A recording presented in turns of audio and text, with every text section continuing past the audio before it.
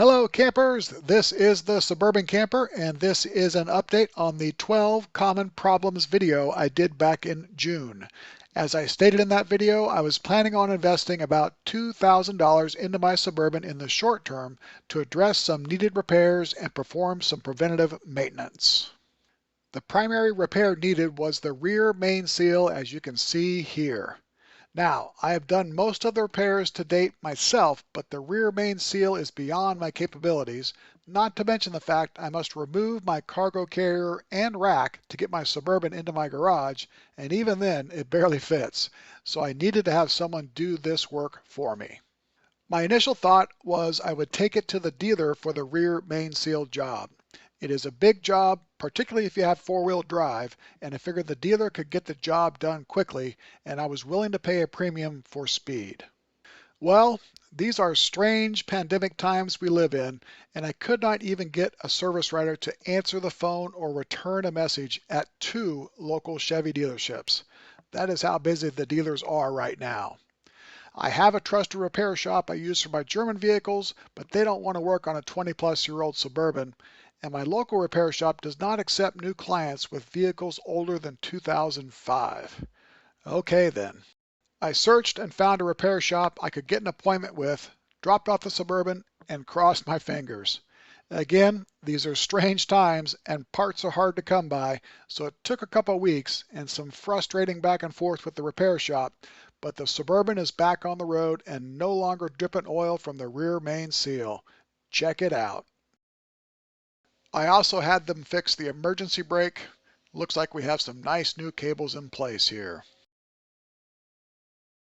And since it was going to be sitting waiting for parts, I decided to go ahead and have the following preventative maintenance done.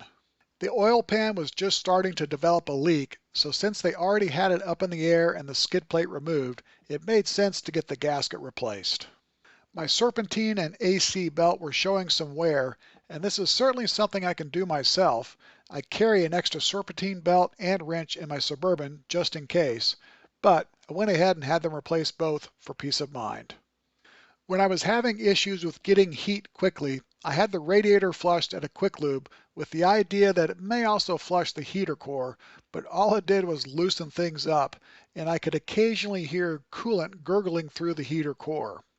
After the flush, I replaced the thermostat, and then I got heat quickly, but all the crud in the heater core that was loosened up was gunking up the coolant, so a thorough radiator flush and a chemical heater core flush was needed, and now there is no more gurgling. One of my maintenance guidelines is to replace all the fluids after you buy a used Suburban, unless you know when they were last replaced and can follow the service schedule from that point. I recommend doing this over time, and I had not yet done the brake fluid, so I took this opportunity to get that done. And finally, I had them replace the fuel filter. Occasionally my Suburban struggles to idle, and it seems to happen more often right after I fill fuel, so I think my fuel pump is starting to fail. My thought was to try a new fuel filter first to see if that will address the issue. Well, the issue presented itself a couple times on my last trip, so next up for repairs will be the fuel pump. And yes, I have cleaned the throttle body, so I do not believe that is what is causing the issue. So the rear main seal job cost $1,200, and when it was all said and done, I ended up spending all the $2,000 I allocated. Some of this went to work that was not part of the original plan, and a good chunk was for work I could have done myself, but it saved me a bunch of time, which frees up more time for camping.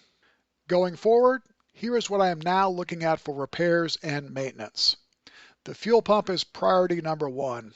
If it stops working, I know about the trick of hitting the fuel tank with a mallet, which may get it running for a bit, but given the remote places I travel to, I need to get it replaced ASAP so I don't get stranded.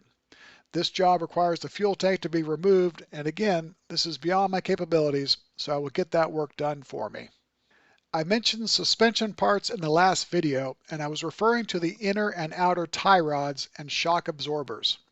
My Suburban rides and steers great, but the adjustment nuts on my tie rods are completely rusted over, so the front end can't be aligned.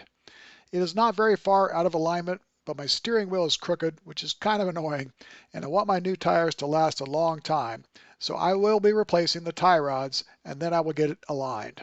And while I'm doing this, I may as well replace the front shocks as they appear to be original.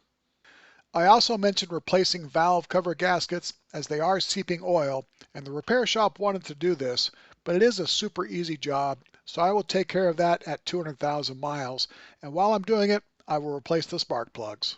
Now I can confidently say my recent investment, along with the forthcoming fuel pump repair and preventative maintenance, will get me another 100,000 miles out of my Suburban, and I look forward to all the places it will take me. If you learned something from this video, please subscribe. And if you want to learn even more about camping anywhere and being prepared for anything in a Chevy Suburban, or any vehicle for that matter, please visit suburbancamping.com. Thank you very much.